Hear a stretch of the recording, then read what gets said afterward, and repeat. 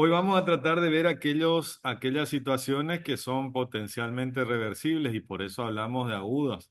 Ustedes ya vieron la vez anterior con la doctora Lisa el tema de todas las entidades que puedan desarrollar una enfermedad crónica, progresiva en el tiempo y que irreversible, por eso ahí radica el término de la cronicidad. En este caso, hablamos de fallo renal agudo como un síndrome caracterizado por algunas alteraciones concretas que son las que vamos a ir a buscar y tratar de identificar. Por un lado, hay una disminución en el filtrado glomerular y volvemos a insistir en este concepto de potencialmente reversible, eh, potencialmente porque si persiste en el tiempo puede transformarse en una situación irreversible y ahí estaremos ante una entidad crónica. Esto va a generar una dificultad en mantener la homeostasis de los líquidos y del equilibrio electrolítico, las principales funciones o las más inmediatas que tiene el riñón, y por lo tanto va a haber un ascenso de los productos nitrogenados a nivel plasmático, tanto de la urea como de la creatinina. Antes del 2004 se hablaba de insuficiencia renal aguda y de insuficiencia renal crónica. Insuficiencia renal aguda era esa entidad clínica donde el paciente aparentemente de manera brusca interrumpía o se alteraba su función renal, tanto en la posibilidad de la eliminación de agua a través de la formación de orina en el balance hídrico o algún disturbio con la acumulación de los productos nitrogenados. A partir del 2004 se reunieron un grupo de personas muy inteligentes que conocen sobre todo lo que tenga que ver el medio interno y fueron estableciendo algunos lineamientos y sobre todo propusieron ya no hablar de una insuficiencia renal aguda, sino hablar de una lesión o un fallo renal agudo. ¿Dónde radica o por qué este cambio? Porque la insuficiencia renal aguda se adjudicaba a esa entidad donde la funcionalidad del riñón se detenía bruscamente, pero no se tenía en cuenta todo un proceso previo que ocurría en esos pacientes y que eran plausibles de hacer alguna intervención médica y por lo tanto poder evitar esa complicación final o ese evento tan crítico en la salud del paciente. Muchas de las entidades que a nosotros consideramos o que se adjudicaban como una insuficiencia renal aguda que terminaban en este síndrome pueden ser detectadas e intervenidas precozmente para poder evitar esa situación tan crítica. Entonces se trata de hablar ahora de lesión o de fallo. En español hablamos más de fallo, por ahí en inglés se ocupa más el otro término, pero de fallo renal agudo, ¿no? Ya no de insuficiencia renal aguda. Y por lo tanto, atendiendo a esto, a que hay todo un proceso previo en la instancia final del compromiso severo del riñón, se estableció un score que es el score de Rifle. Y acá tienen una particularidad donde hablamos de rifle con una P pediátrico, porque vamos a estar hablando de las características pediátricas en este score. Este score tiene relación con el acrónimo de cada una de las letras que forman esta sigla y donde la R tiene que ver con riesgo, la I tiene que ver con injuria o lesión, más en español, el fallo, la F tiene que ver con fallo renal, la L tiene que ver con pérdida de su palabra en inglés, digamos. Y la E tiene que ver con el estadio final de este proceso agudo donde pasa de un estado de reversibilidad a uno de irreversibilidad. Por eso se habla de fracaso renal terminal. Este score tiene dos variables que considera, por un lado, el valor en sí de la creatinina y por el otro lado, el gasto urinario, la diuresis del paciente. La variable de creatinina tiene que ver con su valor en sí, la medición en el laboratorio o el cálculo del filtrado glomerular. y el gasto urinario expresado a través del ritmo diurético, que es lo que calculamos siempre. En un primer estadio hablamos de riesgo y en este estadio van a estar incluidos todos aquellos pacientes que tengan un aumento de la creatinina del 50% de su valor. Fíjense que acá dice creatinina sérica por 1,5. Es lo mismo decir que aumentó el 50% o calcularlo que la creatinina sérica por 1,5 de su valor basal o la disminución del índice de filtrado glomerular en un mayor del 25%. Por eso es tan importante saber calcular y tener a mano esta herramienta del filtrado glomerular porque nos va a permitir saber si disminuyó más de un 25% o no de su valor basal. Hay una progresión en el compromiso nosológico de esta enfermedad y por lo tanto la creatinina sigue aumentando, llega al doble de su valor y vamos a estar en un estadio de lesión. Por eso se incluye en este estadio un incremento de la creatinina de 2, o sea, la creatinina 2 veces su valor basal, o una disminución del filtrado glomerular del 50%. Estas tres o cuatro formas de expresar estamos diciendo lo mismo, solamente teniendo en cuenta distintas herramientas, la creatinina en sí o el filtrado glomerular. Nos encontramos ante una situación o progresa el paciente, lo estamos evaluando, lo estamos acompañando en esta instancia crítica y vemos que aumentó 3 veces el valor su creatinina plasmática o el aumento del filtrado, el descenso del filtrado glomerular se encuentra por encima del 75%, hablamos de un estadio de falla. O cuando directamente nos encontramos con una creatinina plasmática mayor de 4 miligramos por ciento. Entonces, ante una situación de un fallo renal agudo, es prioritario poder hacer el cálculo del filtrado glomerular y ver en qué estadio se encuentra, estadio de riesgo, estadio de lesión o estadio de falla. Cuando persiste en el tiempo, ese fallo renal persistente, pero es menos, o sea, mejor dicho, más de 4 semanas, ahí hablamos de pérdida de la función renal y ahí hablamos de un estadio de pérdida. Y si eso persiste, o sea, de las 4 semanas llega a los 3 meses y continúa con el fallo renal, hablamos del último estadio de Rifle que corresponde a la la enfermedad renal terminal del ENT, pero que ahí pasaría a ser de un estadio agudo, de un cuadro agudo a un estadio crónico. El gasto urinario también puede servir para su valoración y entonces cuando un paciente nos encontramos que disminuye su diuresis menos de 0,5 mililitros kilo hora por 6 horas, estaría en un estadio de riesgo. Cuando esa disminución persiste y llega a las 12 horas, estaríamos ante un estadio de fallo, de lesión, y cuando es mayor de 12 horas o la diuresis es menor de 0,3 por 24 horas, estaríamos en ese estadio. Esos tres primeros estadios dice que es una alta sensibilidad y los últimos dos tienen una alta especificidad. ¿Qué significa eso? Que ante estas situaciones es muy probable que estemos ante un compromiso renal importante, sobre todo en los primeros estadios. Si no los tiene,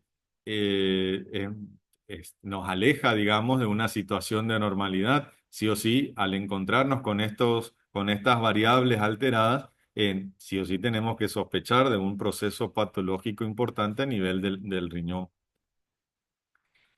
Le decía que este rifle tenía la particularidad de ser en la valoración pediátrica. Los pacientes neonatales tienen un mayor excreción de volumen de agua, son una mayor excreción urinaria y por eso las variables esta de la orina o del gasto urinario va a modificarse con respecto a lo que consideramos en pediatría. En los pacientes pediátricos tenemos esta consideración en cuanto a la diuresis y en los pacientes neonatales vemos la última columna que una diuresis por debajo de 1,5 mililitros kilo hora por 24 horas ya estaría en una situación de riesgo de fallo en el fallo renal Si la diuresis disminuye a 1 mililitro kilo hora en 24 horas, ya se consideraría un estadio de injuria. Y si la diuresis disminuye a 0,7 en 24 horas o una anuria plena en menos de 12 horas, ya consideraría en un estadio de fallo. Por eso decíamos que es fundamental, al tener una variable de creatinina y el cálculo del filtrado glomerular, saber cómo llegar a esa valoración. Y el filtrado glomerular se puede calcular mediante dos técnicas o dos fórmulas. Por un lado tenemos el clearance y entre los clearance que se puedan calcular, el de creatinina es el que nos aproxima más al funcionamiento renal. Y por el otro lado tenemos la fórmula de Schwarz.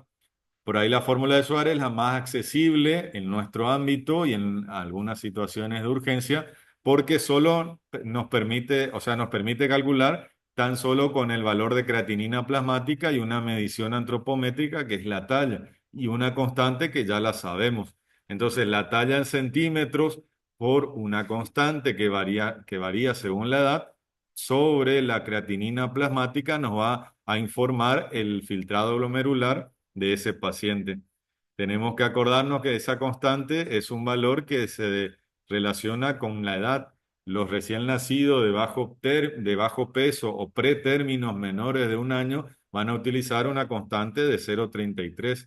Los de términos pero menores de un año, 0,45. Todos los niños y niñas y adolescentes mujeres 0,55 y saber que los adolescentes varones utilizan 0,70. Esta constante es importante saber que estos valores vamos a utilizarlos nosotros acá porque el método con el cual cuantificamos la creatinina está estandarizado con estas constantes. Ustedes se van a trabajar o tienen conocimiento de alguna bibliografía y hay otros centros que tienen otros métodos de estandarización en cuanto a la creatinina y por lo tanto utilizan otra constante directamente.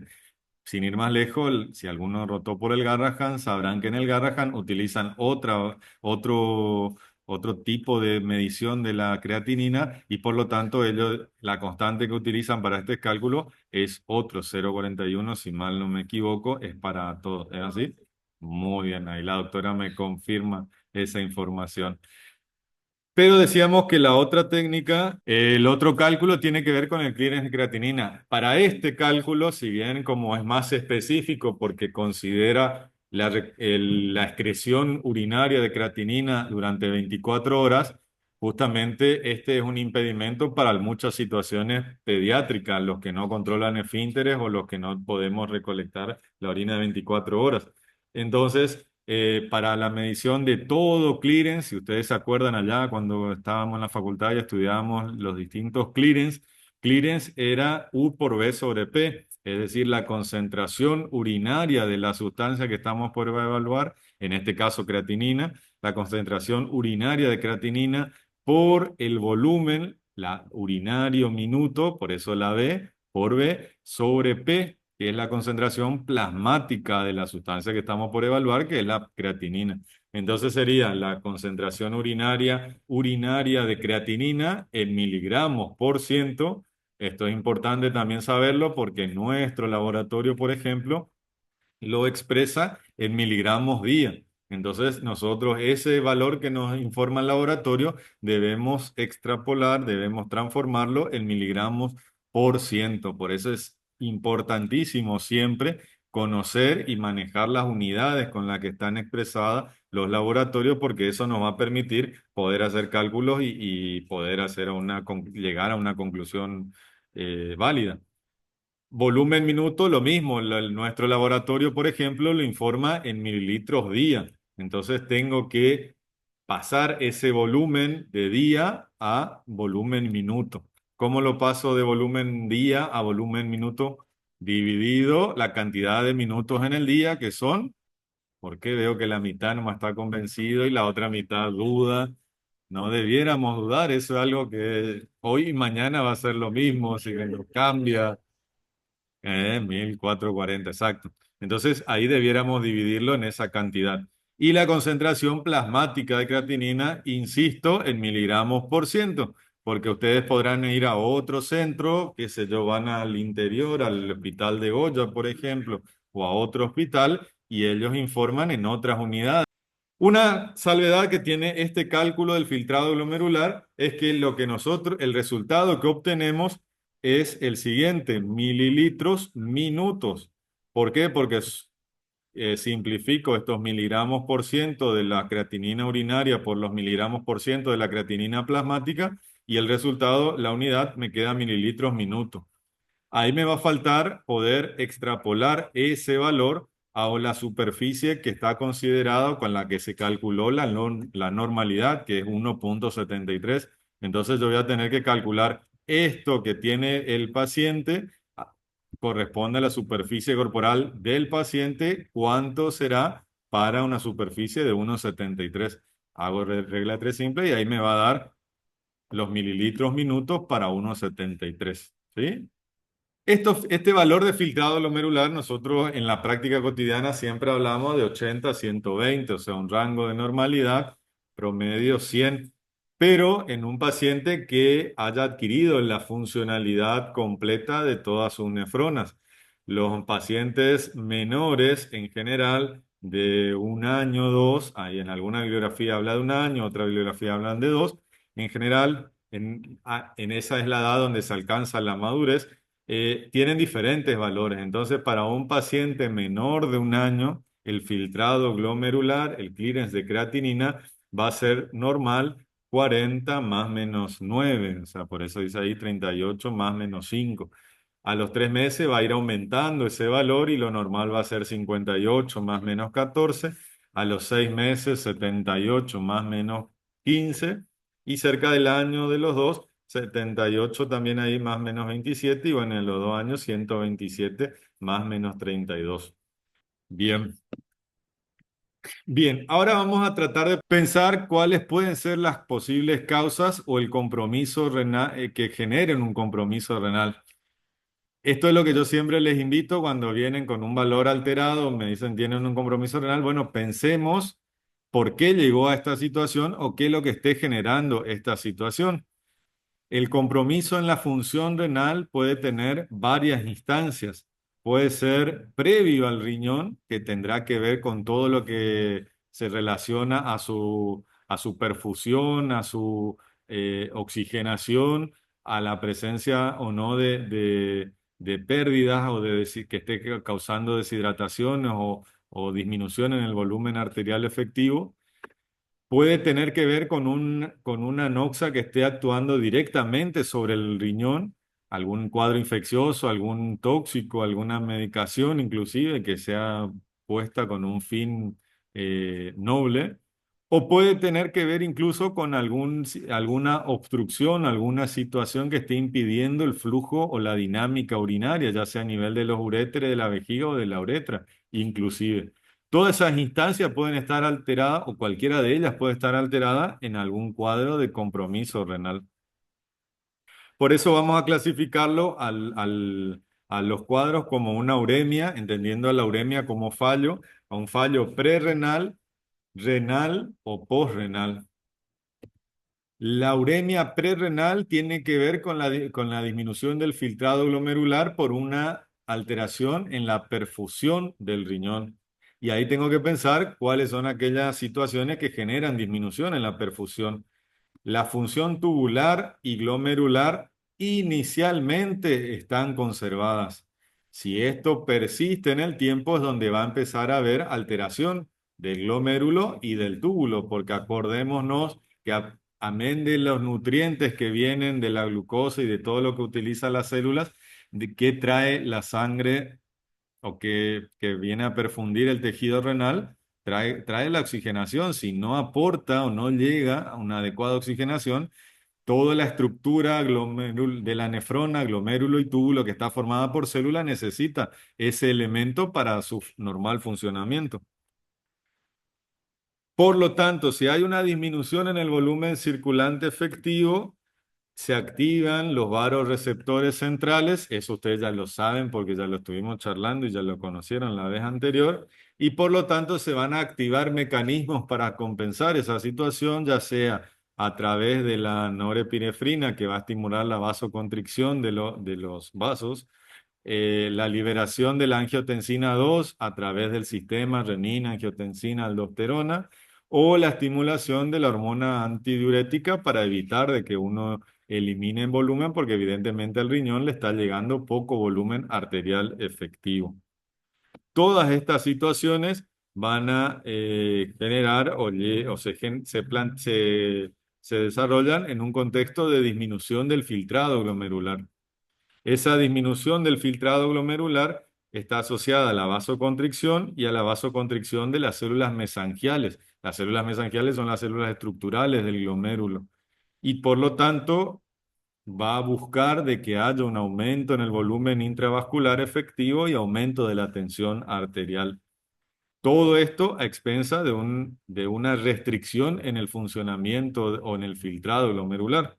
La disminución del volumen intravascular efectivo tienen que ver principalmente con las pérdidas gastrointestinales, la deshidratación, las hemorragias, las quemaduras, si bien no hay una pérdida por gastrointestinal, pero en las quemaduras recordemos los que ya pasaron por ese servicio y conocen el manejo del quemado. El gran quemado tiene una gran pérdida de volumen en las primeras 24, 48 horas de producido el trauma por toda la lesión epitelial y endotelial que se está generando en ese paciente. Por el otro lado, la enfermedad renal o adrenal perdedora de sal también lleva a una pérdida de volumen arterial intravascular efectivo porque hay una diuresis osmótica importante. La diabetes insípida, central o nefrogénica y las pérdidas por tercer espacio que llevan a una acumulación de volumen de agua fuera de los vasos y por lo tanto no llega a los tejidos nobles. Otra causa importante del disminución en el volumen arterial efectivo tienen que ver con la disminución del gasto cardíaco, el corazón como la gran bomba que maneja y que eyecta todo lo que tenga que ver la sangre. Si no funciona adecuadamente, eyectando un volumen sistólico adecuado, va a llevar a un compromiso a nivel del filtrado glomerular. Esto sería una de las causas por lo que decíamos que el corazón se relaciona con el riñón en cuanto a los fallos. Cuando hay falla en alguno de ellos, puede haber compromiso en el otro. Y las entidades que generan esto tienen que ver con las insuficiencias cardíacas, las cardiopatías congénitas con alteración de flujo o con SUN inclusive, las pericarditis porque no hay una buena contracción del músculo cardíaco o incluso el taponamiento cardíaco donde hay un fallo de bomba severo. La clínica de la insuficiencia renal tiene que ver con la oliguria, porque el riñón está disminuyendo su filtrado glomerular para guardarse el poco volumen efectivo que llega. Densidad urinaria mayor, elevada a 120, porque trata de justamente de no eliminar agua y eliminar los solutos en el menor volumen posible. Alta concentración de urea y creatinina en urinarias con respecto a las del plasma. Sodio urinario bajo, menor de 20. ¿Por qué? Porque trata de guardarse agua. Y eso lo valoramos con la medición del ionograma urinario con la fracción excretada de sodio, que es menor o igual a 1, y presencia de sedimentos urinarios, cilindros y halinos con esta situación. Esta entidad, el fallo renal agudo prerrenal, es íntegramente manejo pediátrico, clínico, no es manejo nefrológico, no tienen que el nefrólogo decirle que falta volumen porque el paciente está deshidratado, porque tiene un mal una mala distribución de líquidos, el paciente quemado. La verdad que nosotros recibimos casi ninguna interconsulta o consulta desde el servicio de quemados, no porque sus pacientes no tengan este compromiso severo inicial hemodinámico, sino todo lo contrario, porque lo tienen y ellos desde la clínica intensivista que lo están asistiendo manejan este tipo de situación en cuanto a la reposición de volumen y la adecuación de los volúmenes.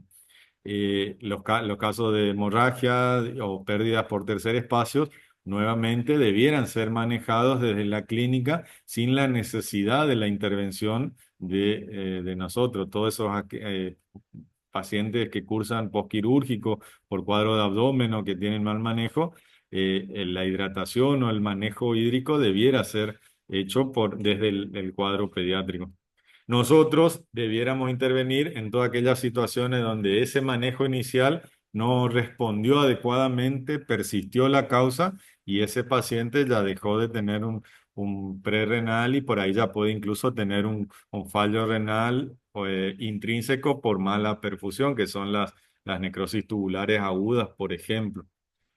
Por el otro lado, tenemos las entidades que son propias del riñón, o sea, el riñón es el que sufre directamente la noxa. Y ahí tenemos, por ejemplo, las necrosis tubulares agudas que les decía recién, que tienen que ver con cuadros hipóxicos isquémicos persistentes que no pudieron ser resueltos y evolucionaron con un daño a nivel intrínseco del riñón.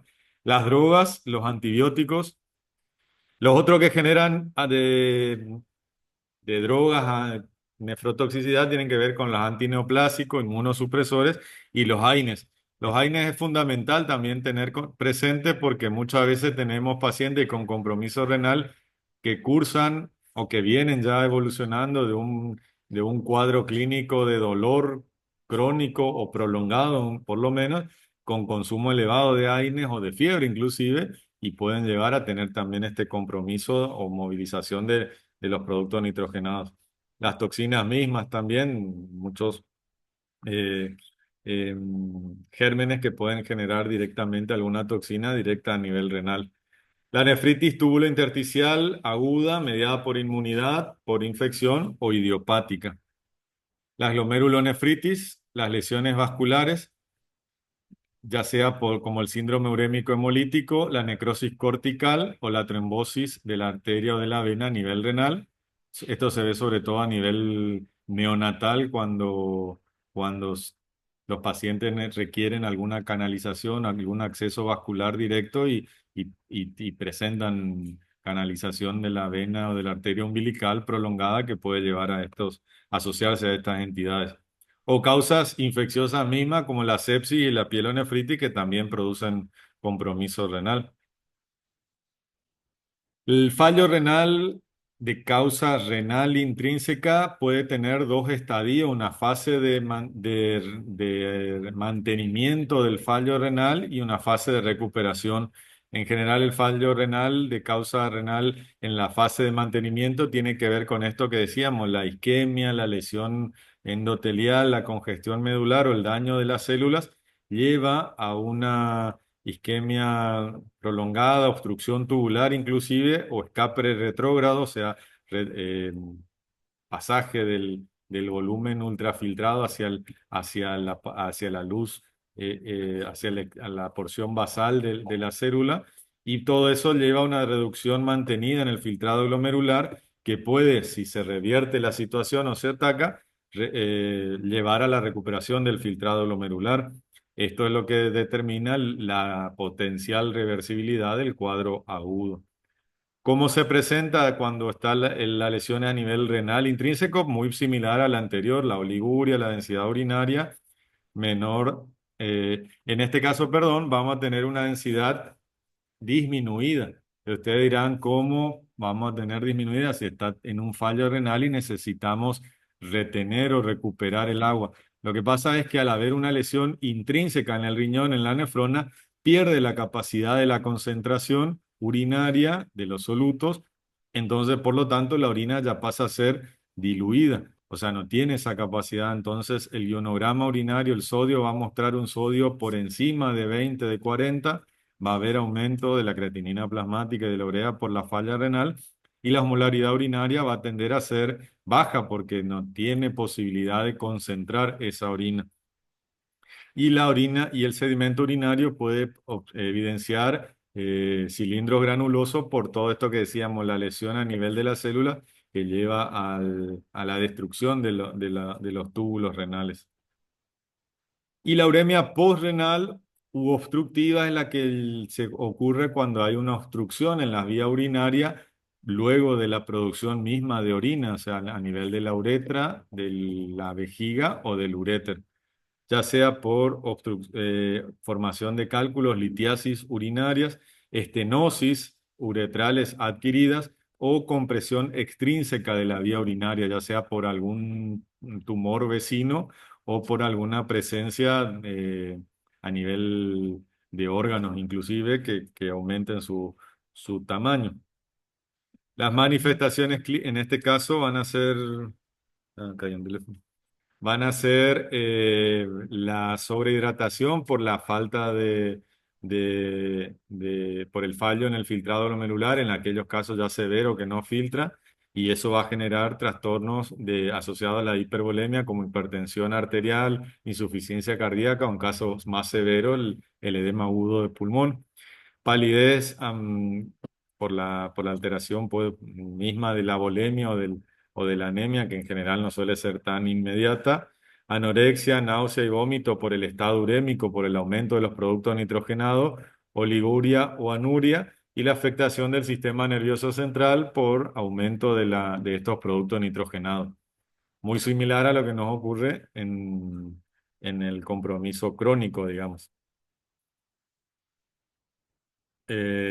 Decíamos que en general, cualquiera sea la causa del compromiso renal agudo, se pueden presentar o lo inmediato que vamos a evidenciar van a ser estas alteraciones metabólicas, el aumento de los productos nitrogenados, aumento de creatinina y de urea, alteración del sodio, la hiponatremia, aumento de la hipercalemia, porque decíamos, ¿por qué vía era el donde mayor se eliminaba el potasio? Por la que estamos viendo ahora, por la vía renal. ¿Se acuerdan que el potasio se eliminaba cerca del 80-90% a nivel renal? Entonces, cuando ese filtrado está alterado, se va a producir la retención y la falta de eliminación y el aumento plasmático. La acidosis metabólica por la falta de reutilización y de reabsorción del bicarbonato y por la generación, sobre todo, de ácidos que produce la falta de eliminación de ácidos. Y la hiperfosfatemia con la hipocalcemia y, bueno, y en casos más avanzados, la anemia. Acá les voy a presentar comparativamente estas tres entidades. Si bien se presentan, algunas comparten, algunas características clínicas de laboratorio comparten, hay otras que sí permiten, que son diferentes y permiten su discriminación. En una primera instancia vamos a nombrar a la uremia prerrenal, que decíamos que tenía que ver todo sobre la falta de perfusión, alteración en la perfusión del riñón. Entonces, el volumen urinario, ¿cómo va a ser? Oligoanurio, o sea, se va a tratar de retener el volumen para poder retener la falta de perfusión o de volumen que está habiendo. En el sedimento urinario podemos observar cilindros hialinos. La osmolaridad urinaria va a aumentar. ¿Por qué? Porque la orina va a ser muy concentrada para tratar de ahorrar, eliminar lo soluto que tiene que eliminar, pero con poca agua para ahorrar. El sodio urinario, como dijimos que iba a estar en esta primer alteración, iba a estar disminuido, porque trata de ahorrar el sodio para ahorrar junto con el sodio. ¿Quién viene siempre? El agua. La fracción excretada de sodio va a estar disminuida y una ecografía puede estar normal porque justamente el compromiso no está en el riñón, está antes. Y en la otra parte tenemos ya cuando hay un compromiso en el riñón o ya sea por una necrosis tubular aguda, o sea, una falta de perfusión adecuada, ese cuadro prerrenal que persistió en el tiempo y generó un daño renal, o hay una lesión intrínseca en el riñón, ya sea inmunológicamente, como en la glomerulonefritis, tóxico, antibiótico, o todas las causas que hemos visto, sepsis inclusive. En la causa renal, que serían estas dos del medio, ya sea por una NTA o una glomerulonefritis, el volumen urinario puede llegar a ser variable. Inicialmente puede ser bajo y después cuando pierda la capacidad de concentración puede mejorar. El sedimento urinario nos puede orientar porque en la NTA va a haber cilindros de toda clase por el hecho de que las células de los túbulos están lastimadas, cilindros granulosos, epiteliales y alinos. Y en el caso de la glomerulonefritis, hablamos, como habían visto en esa oportunidad, sobre todo hematuria microscópica, los hematíes aislados, incluso los cilindros hemáticos, y una leve proteinuria por el hecho de la alteración en la membrana. La osmolaridad urinaria sí va a ser un elemento que nos permita identificar en este caso, porque en la NTA la osmolaridad va a disminuir, porque en este caso no hay va a haber una pérdida en la capacidad de retener o concentración, mejor dicho, del riñón. Entonces la osmolaridad disminuye, hay mayor pérdida de agua con los mismos solutos. A diferencia de la glomerulonefritis, donde en ese caso sí todavía persiste una cierta capacidad de concentración, entonces aumenta esa osmolaridad. El sodio urinario, por lo tanto, en uno va a estar aumentado porque ya no lo puede retener como en la NTA, y en las otras, en la glomerulonefritis, puede estar disminuido porque todavía trata de conservarlo. Y la ecografía nos puede ayudar cuando nos informa un aumento en la ecogenicidad o poca diferenciación córtico-medular en la NTA. La ecogenicidad se refiere a un proceso más que nada inflamatorio a nivel de los glomérulos, y la ecogenicidad aumentada o el tamaño aumentada en los procesos ya intrínsecos donde hay una inflamación del riñón y por eso se encuentran aumentados. Y finalmente vamos a tener las entidades donde hay una post-obstructiva o postrenal, y donde todo puede ser variable. Lo único que nos va a poder considerar o a valorar una aproximación diagnóstica tiene que ver con la ecografía, que va a haber una obstrucción de las vías urinarias, una dilatación, una hidronefrosis y hidromegauréteres según el nivel donde esté la obstrucción o la compresión de las vías urinarias. El tratamiento, en este caso, en el fallo renal, tiene que ver con el tratamiento etiológico, por supuesto, cuando lo identifiquemos, el tratamiento preventivo para que no progrese este compromiso, se pueda resolver y no llegue a una enfermedad renal crónica, el tratamiento de sostén para, en los casos donde se haya una cierta mejora, no persista, permita al riñón hasta que complete su recuperación poder cumplir con sus funciones. Y finalmente el tratamiento sustitutivo de reemplazo cuando el daño fue tan brusco, tan severo o tan inminente. No hubo tiempo de hacer ninguna intervención y el paciente ya evolucionó a ese estadio de fallo renal que decíamos cuando hay anuria o compromiso de la creatinina elevada o el filtrado glomerular más del 75%. ¿Cómo pensamos o cómo evaluamos un paciente? Y bueno, tenemos que ver la historia clínica fundamental, ver sus antecedentes patológicos, clínicos, cómo creció, cómo evolucionó hasta el momento que lo estamos valorando. Si hay algunos parámetros urinarios establecidos y tal vez nos orienten hacia un compromiso funcional. Si no, si está establecido, si no hay ninguna lesión funcional en esa instancia y hay un daño renal establecido, valorar con la ecografía. Si la ecografía ya nos informa ante una creatinina, urea elevada, nos informan riñones pequeños y ya vamos a estar ante una enfermedad renal crónica, probablemente algo que generó silenciosamente el progreso de ese daño y que ahora ya estamos en la última instancia. Si la ecografía muestra las dilataciones, bueno, nos hará sospechar sobre una uropatía obstructiva. Si la ecografía nos muestra características normales y la insuficiencia es una insuficiencia aguda o una rápidamente progresiva, y tendremos que pensar qué componente estructural puede estar alterado. Y ahí tendremos que ver si ahí puede estar alterado alguna alteración vascular dentro del riñón, glomerular o intersticial, vascular, y tenemos que saber que el riñón tiene grandes vasos pequeños y vasos de pequeño, medianos y de pequeño calibre. Y ahí, bueno, tendremos que pensar o sospechar alguna de esas arteriopatía o vasculitis que estén generando esta situación a nivel glomerular. Y bueno, pensar en la causa, y si no tenemos ni definida, requerirá la biopsia para poder identificar qué alteración estructural hay, si es que serológicamente no nos dio una aproximación, o si hay algún compromiso intersticial a nivel del riñón, poder evaluar si hubo una ingesta de algún tóxico, la presencia de algún alergeno que esté generando o una situación de isquemia. Y bueno, eso será valorado con las herramientas de laboratorio y con la clínica que obtengamos. El tratamiento preventivo tiende a restablecer rápidamente el volumen circulante efectivo, eliminar los agentes tóxicos que estén generando el daño, evitar el uso de los medicamentos, como decíamos, y evitar no, mejor dicho, se puede utilizar el uso de diuréticos.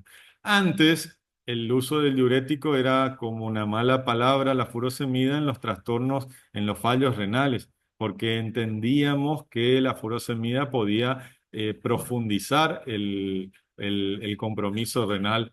En realidad se fueron presentando a lo largo de estos últimos tiempos estudios donde se vieron que pacientes que utilizaron furosemida mejoraron su funcionamiento renal y les fue mucho mejor. Y uno sospecha o infiere que esto puede tener que ver con qué hace la furosemida, cuál es la función o cuál es el mecanismo de acción de la furosemida. Es una bomba activa, requiere ATP para energía para su funcionamiento. Entonces, al bloquear esa bomba se vio que no era un alivio de energía, podríamos decirlo, para esa célula que no requerían la utilización de energía y mejoraban. Por eso habla del tratamiento preventivo en el uso de la furosemida.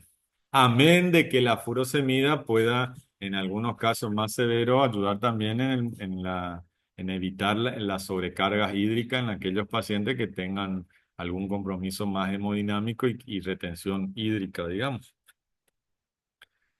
El agua, el adecuado y precoz manejo de líquido es crucial en los pacientes con insuficiencia y esto es fundamental nunca, o mejor dicho, cada paciente debe ser valorado en su estado de hidratación.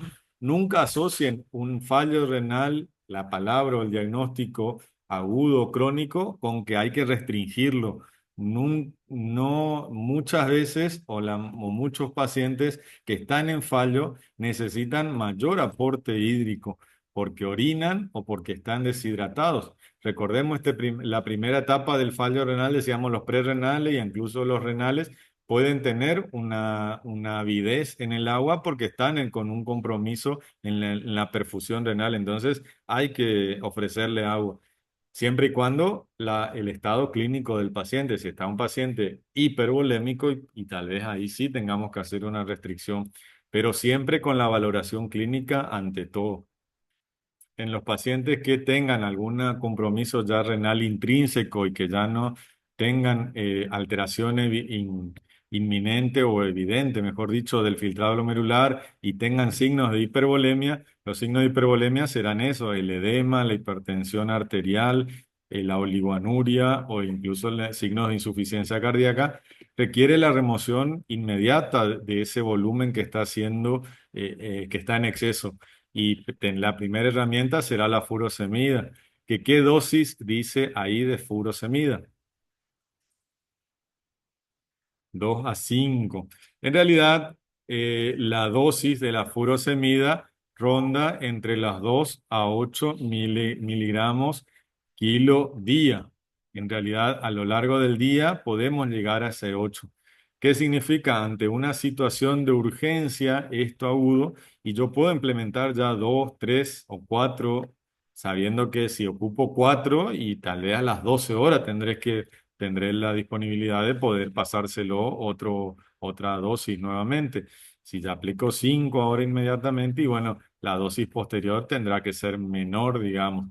Pero el 0,5, el 1 que le indicamos, es muy poquito y no llega. La dosis de furosemida ronda entre 1 a 2. Y saber que ante un paciente con un fallo renal, la dosis suele ser necesaria que sea mayor. Entonces, si estamos ante un compromiso renal y podemos aprovechar y pasarle 2 inicialmente y bueno, y vemos la respuesta y si no, implementar nueva. Si el paciente no tiene respuesta a la furosemida y lamentablemente tendremos que remover todo ese volumen hídrico con otro procedimiento que corresponde a la diálisis, digamos, que son la terapia de reemplazo renal. Cuando el paciente está euvolémico, debemos tratar de mantener ese volumen hídrico del paciente con un aporte a necesidades basales Y si no, si está oligoanúrico, ahí pensaremos en una restricción hídrica y ahí implementaremos un plan con pérdidas insensibles y la diuresis real que podamos valorar.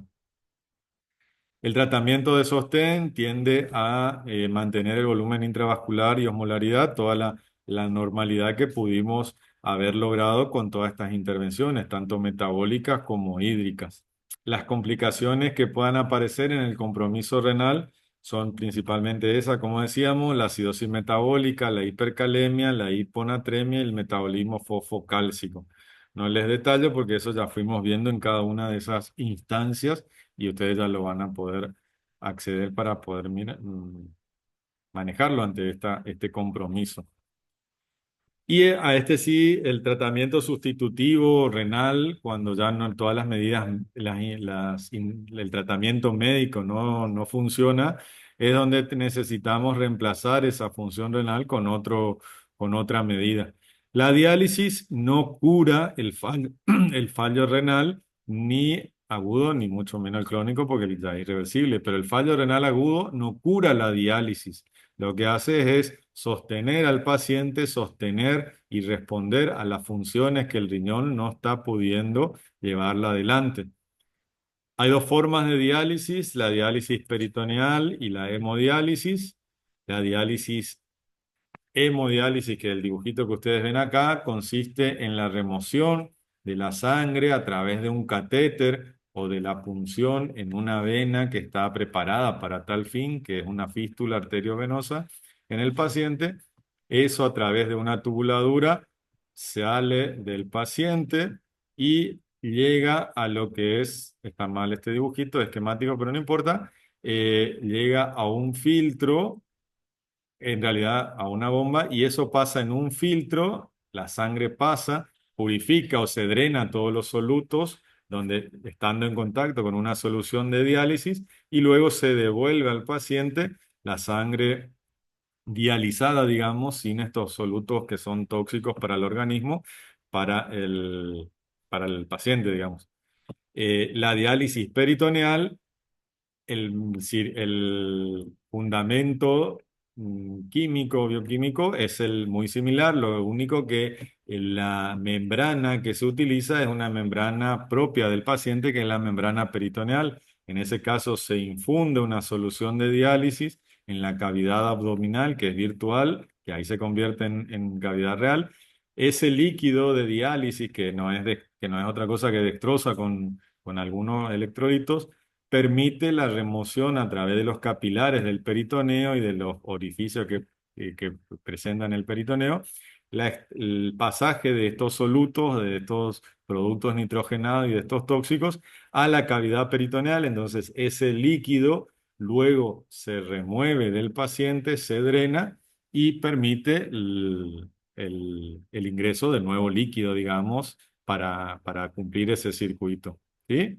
Cualquiera de las dos técnicas tienen sus indicaciones precisas y sus contraindicaciones también precisas, no las detallo porque escapa, digamos, a esto que tiene que ver con el manejo agudo inicial, pero sí esto es importante que lo tengan en cuenta cuándo van a ser las indicaciones de diálisis, porque estas van a ser las indicaciones que estas sí van a obligarnos a llamar a nefrología para poder implementarla y llevarla adelante.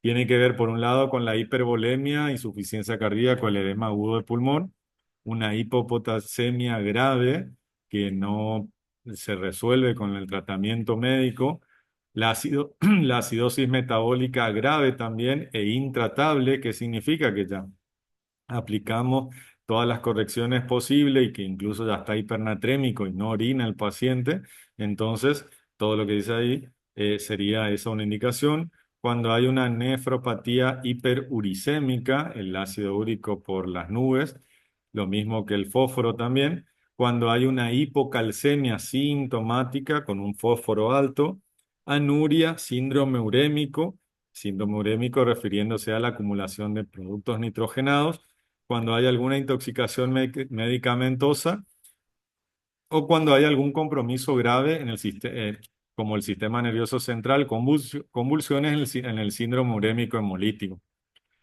Estas indicaciones, hasta acá ustedes no vieron ninguna que diga creatinina, por tanto, ni filtrado glomerular. Estas son las indicaciones que por sí mismas son una condición que requiere tratamiento dialítico. Muchas veces pasa o nos ha ocurrido pacientes con un síndrome de lisis tumoral, por ejemplo, que presenta o que empieza a tener aumento del fósforo, por ejemplo, ya se hizo el tratamiento médico y sigue con 13, 14 de fósforo. Y bueno, y lamentablemente, y tendremos que, si no responde al tratamiento médico, implementar esa medida de diálisis. Hemos dializado pacientes con fósforo que a la tercera, cuarta diálisis mejora su cuadro de lisis y bueno, y se finaliza la diálisis, digamos. Bien, y esto tiene que ver finalmente con el pronóstico del fallo renal agudo, que el 60% tiende a una curación, el 30% puede llegar a evolucionar a una enfermedad renal crónica y un 10% sin necesidad de diálisis, digamos, entendiendo a esta enfermedad renal crónica como alguno de los estadios predialíticos como el uno, el 2, el 3 o el 4 inclusive, y un 10% persiste o llega a una insuficiencia renal crónica terminal, que es el estadio 5 de la enfermedad renal crónica que requiere diálisis. Entonces nos obliga esto y nos llama a poder estar atentos y sobre todo pensar en que el paciente pueda estar con algún compromiso de la función renal e implementar las medidas de cuidados necesarias para que no avance, no progrese y no quede con un compromiso irreversible como es el fallo renal o mucho más grave con la necesidad de diálisis como sería este estadio, ¿sí? Bien. Eso, como le decía, es una aproximación al compromiso de la función renal. Bueno, conmigo terminamos estos temas. Eventualmente, cuando en algún momento se pongan a repasar y a leer estas cosas y les surjan dudas, pueden preguntarnos a cualquiera